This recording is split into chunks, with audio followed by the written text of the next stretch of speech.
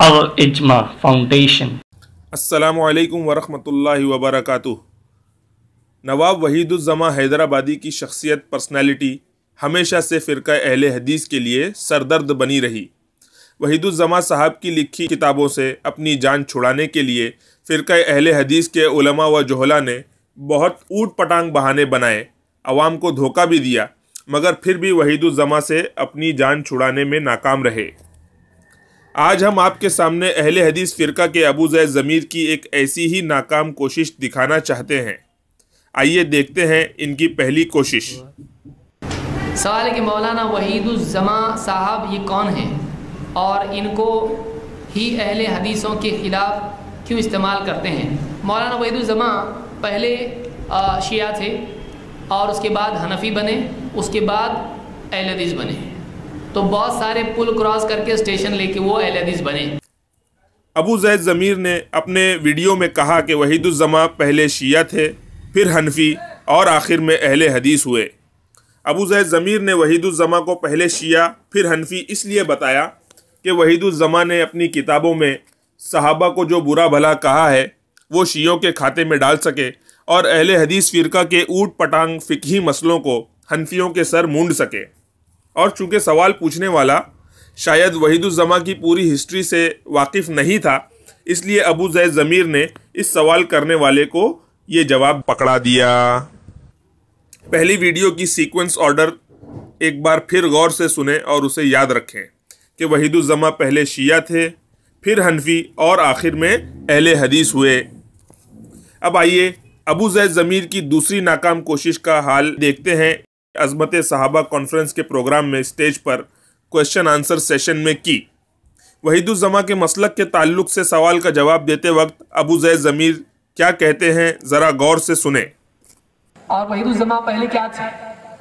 पहले वो देवबंदी थे, पहले वो हनफी थे, हनफी बनने के बाद में फिर वो अहले हदीस बने और बाद ने कहा कि बाद में वो शिया हो गए। तो ऐसा सफ़र किसी का भी हो सकता है। तो आप पहले सेकंड लेवल पे आप कह रहे हैं कि अहले हदीस से शिया हुए, ये भी तो आप देखिए कि वो हनफी से अहले हदीस हुए। तो पहले ही मरहले में आपके नज़दीक को गुमराह हो गए, अब दूसरा मरहला देखने की क्या ज़रूरत है। वहीदुज़्ज़मा हनफी थे, फिर अहले हदीस और आखिर में शिया हुए।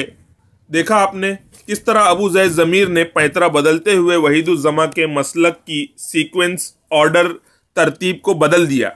चूँकि सवाल करने वाले ने वहीदुज़्ज़मा साहब के बारे में ये बात कही थी कि वो अहले हदीस से शिया हुए, तो अबू ज़ैद ज़मीर ने बड़ी चालाकी से इस सवाल करने वाले की नॉलेज को मद्देनज़र रखते हुए पहले वीडियो के मुखालिफ सीक्वेंस बयान की कि वहीदुज़्ज़मा पहले हनफी था, फिर अहले हदीस और आखिर में शिया हुआ। इस तरह पूरी तरतीब को बदल दिया ताकि ये बेचारा सवाल पूछने वाला भी मुतमईन हो जाए। ये दोनों नाकाम कोशिशें अबू ज़ैद ज़मीर ने सिर्फ इसलिए की कि अपने गलत व बातिल मसलक को वहीदुज़्ज़मा की शख्सियत, उनकी इबारतों और किताबों से बचाया जा सके और अहले हदीस की गलतियों को शियों और हनफियों के खाते में डाला जा सके। आपने देखा किस तरह अबू ज़ैद ज़मीर ने दो अलग अलग मौक़ों पर एक ही सवाल के किस चालाकी से दो अलग अलग जवाब दिए। अपने गलत व बातिल मसलक को बचाने के लिए अहले हदीस हजरात इस किस्म की चालाकी और धोखा वहीदुज़्ज़मा के अलावा और लोगों के मामले में भी करते रहते हैं। अब आइए तीसरी और आखिरी नाकाम कोशिश हम आपके सामने पेश करते हैं। गैर मुक़ल्लिदी के पेशवा वहीदुज़्ज़मा साहब मौसूफ़ ने फ़िक़्ह हनफ़ी की मशहूर किताब दुर्र मुख्तार के मुकाबले में एक किताब लिखी जिसका नाम नुज़ुलुल अबरार मिन फ़िक़्ह नबी मुख्तार रखा। इस किताब में जो कुछ लिखा है वो सही है क्या? नहीं क्या इस बार सवाल करने वाला ज्यादा समझदार था, इसलिए उसने वहीदुज़्ज़मा की किताब के हवाले से सवाल बिल्कुल निशाने पर किया। अबू ज़ैद ज़मीर ने इस सवाल को अपने साथ बैठे हुए मुकर्रिर की तरफ बढ़ा दिया। मज़े की बात तो ये है कि वो साथी मुकर्रिर भी जवाब से बचने के लिए हाथ के इशारे से अबू ज़ैद ज़मीर को ही जवाब देने के लिए राज़ी करते नज़र आ रहे हैं। देखें इनके हाथ का इशारा। इस किताब में जो कुछ लिखा है वो सही है क्या?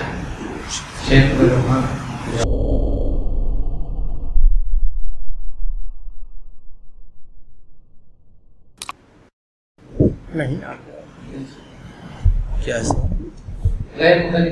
ابو زید ضمیر کے اصرار پر ان کے ساتھی مقرر نے جب جواب دینے کی ٹھانی تو پوری اہل حدیث قوم کا بیڑا غرق کر دیا.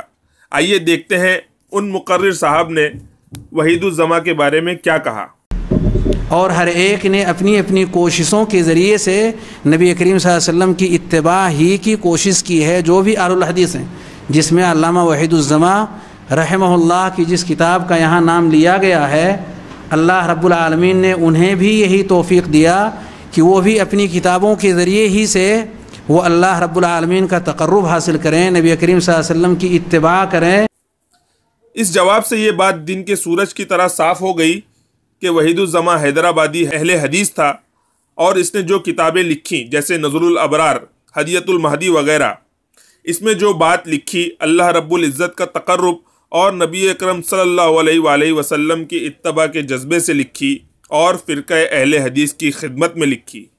آئیے ہم نمونے کے طور پر کچھ باتیں اس کتاب کے حوالے سے پیش کرتے ہیں تاکہ عوام کے سامنے یہ بات واضح ہو جائے کہ اللہ رب العزت کی قربت اور نبی اکرم صلی اللہ علیہ وآلہ وسلم کی اتباع کے نام پر اہل حدیث عالموں نے کیسی کیسی باتیں اپنی کتابوں میں لکھی ہیں. ملاحظہ فرمائیں.